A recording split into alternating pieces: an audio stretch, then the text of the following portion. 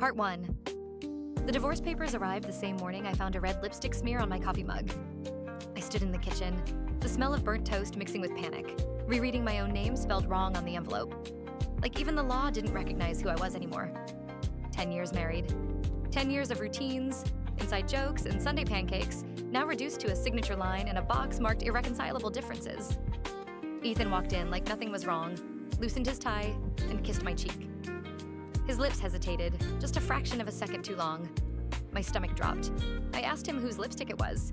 He laughed, too loud, said I was imagining things. Gaslight wrapped in cologne. By noon, my phone buzzed nonstop. My sister, my boss, even Ethan's mother. Somehow everyone already knew. The rumor wasn't just divorce, it was me. Apparently, I'd been unstable, jealous, hard to live with. I felt my reality slipping, like wet soap in a shower. That night, I opened Ethan's laptop. I didn't want to snoop. I needed air.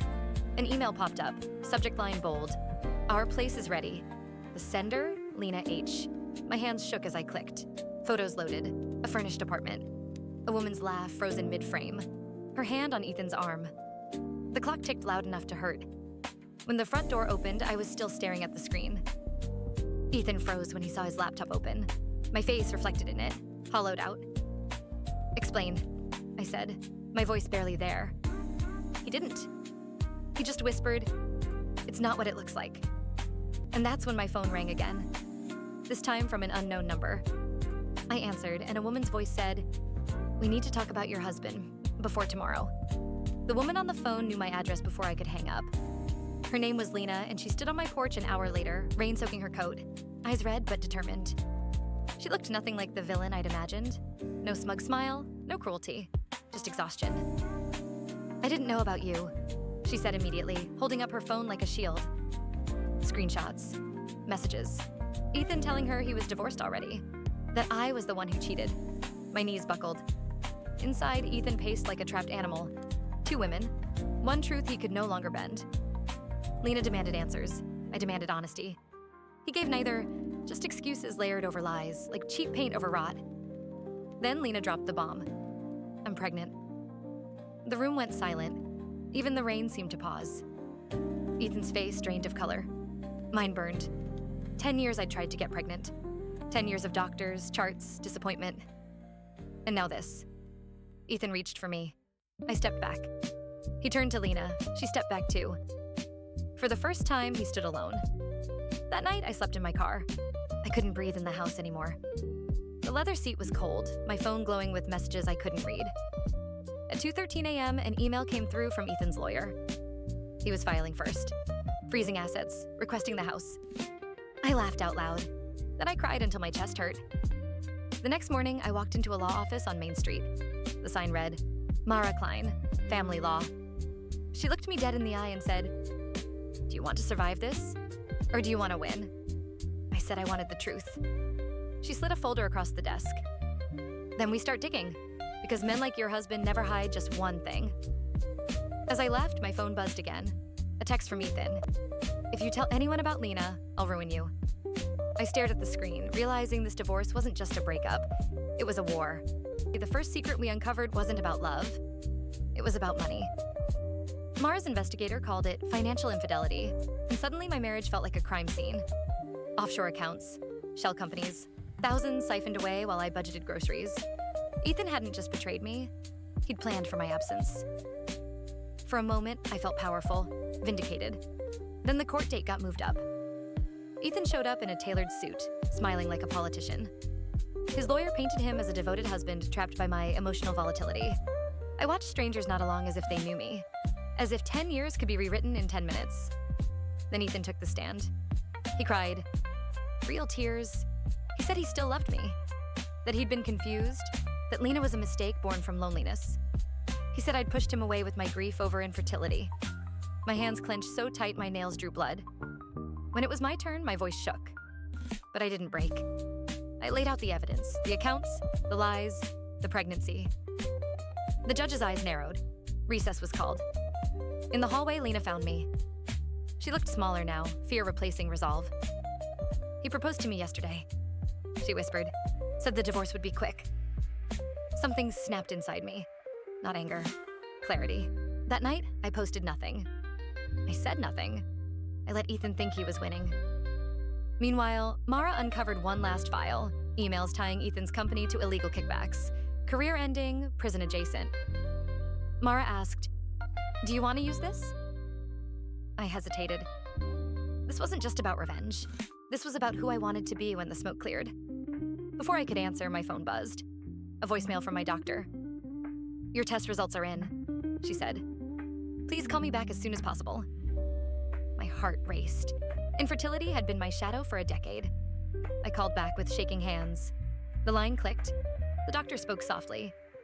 "You're pregnant." The world tilted. Hope and terror collided. And in that moment, I realized if Ethan found out, everything would change. For I didn't tell anyone about the pregnancy, because secrets had teeth in my marriage. I hid it beneath baggy sweaters and forced smiles even as nausea rolled through me during depositions. Ethan smirked every time he saw me, convinced he was steps from freedom and fortune. Then the blackmail started. Anonymous emails hit my inbox, threatening to expose my medical records, my therapy sessions, my instability. The sender demanded silence. Or else. Mara traced the IP. It wasn't Ethan. It was his mother. The woman who'd hugged me at holidays, who called me daughter she'd chosen a side, and it wasn't mine. Court resumed. Mara unleashed the financial evidence. The judge's tone shifted. Ethan's smile cracked. His lawyer whispered urgently. For the first time, I saw fear in Ethan's eyes. Outside the courthouse, cameras waited. A reporter shouted my name. "Is it true your husband cheated? Are you seeking alimony? Did you know about the baby?" I froze. "Baby?" The word echoed.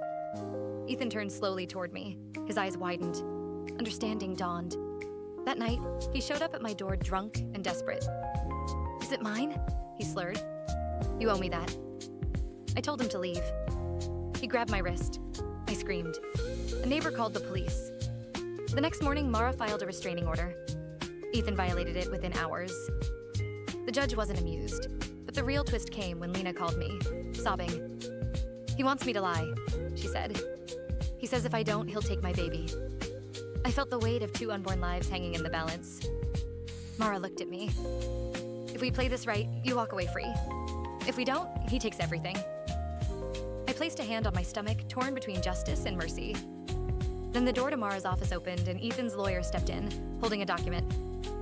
"We'd like to settle," he said quietly. The settlement offer was generous, too generous to trust. Ethan wanted to walk away quietly. No trial, no prison, no headlines. In exchange, I'd get the house, half the assets, and his silence. All I had to do was sign. Mara warned me. "This is his last card." I asked for one night to think. That evening, Lena met me at a diner off the highway. Neon lights flickered like a bad omen. She slid an ultrasound photo across the table. "I'm leaving him," she said. "But he says you're the real threat." I showed her my ultrasound. 2 women, 2 babies, 1 man who'd lied to both. The next day in court, I stood up before anyone could stop me. My voice was steady. I rejected the settlement. Gasps rippled through the room. Mara presented everything. The money, threats, the restraining order. Lena testified. Truthfully, Ethan unraveled. He shouted. He blamed me. He blamed stress. He blamed love. The judge ordered a full investigation. As officers approached Ethan, he locked eyes with me. Rage, then fear. "You think this is over?" he hissed. "I know things about you." I didn't flinch. As he was led away, my phone buzzed with a new message from an unknown number. "You may have won the battle, but you're about to lose the war." I looked down at my stomach, the future kicking softly, and realized the divorce was only the beginning. The message warned me I'd lose the war, then proved it wasn't empty. By morning, my name was everywhere. Blogs, comment sections, anonymous posts accusing me of fraud, manipulation, even paternity scams. Someone leaked my pregnancy before I was ready. Strangers debated my womb like it was public property. Mara traced the smear campaign fast. Burner phones, paid trolls. All roads led back to Ethan's network. Friends, favors, people who owed him. Jail hadn't silenced him. It had enraged him. Then the court dropped another blow. Child custody hearings would consider character. Suddenly, my reputation wasn't just pride, it was survival. I started getting followed. A black SUV outside my house. Clicks on my phone line. I slept with the lights on, hand on my stomach, whispering promises to a child who hadn't even arrived. Lena called in a panic.